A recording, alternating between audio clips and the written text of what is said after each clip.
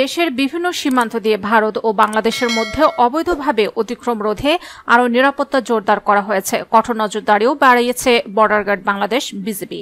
অপরদিকে ভারত সীমান্ত কড়া নজরদারি ও টহল জোরদার করেছে বিএসএফ। শনিবার যশোর ৪৯ বিজিবি ব্যাটালিয়নের জনসংযোগ কর্মকর্তা শরীফুল ইসলাম এ তথ্য জানিয়েছেন।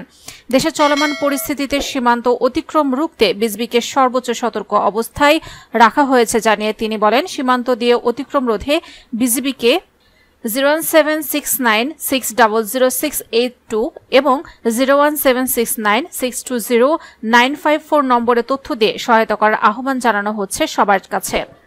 শরীফুল ইসলাম জানান, বেনাপোল, পুটখালী, গোগা, সাদিপুর, রঘুনাথপুর, শিকারপুর, ডিহি সহ দেশের বিভিন্ন সীমান্ত এলাকা দিয়ে অবৈধ অতিক্রম রোধে সদর দপ্তরের নির্দেশনায় নিরাপত্তা ব্যবস্থা জোরদার করেছে বিজিবি।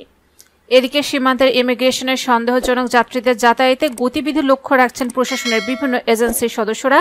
বিজিবি ও ইমিগ্রেশন পুলিশ নিয়েছেন কঠোর অবস্থান। ইতিমধ্যে বেনাপোল চেকপোস্ট ইমিগ্রেশন দিয়ে ভারত ও বাংলাদেশের মধ্যে যাত্রী যাতায়াত কমেছে বলে জানিয়েছেন ইমিগ্রেশন কর্তৃপক্ষ। এর আগে বাংলাদেশিদের অনুপ্রবেশ ঠেকাতে বর্ডার গার্ড বাংলাদেশকে অনুরোধ জানিয়েছে ভারতীয় সীমান্তরক্ষী বাহিনী।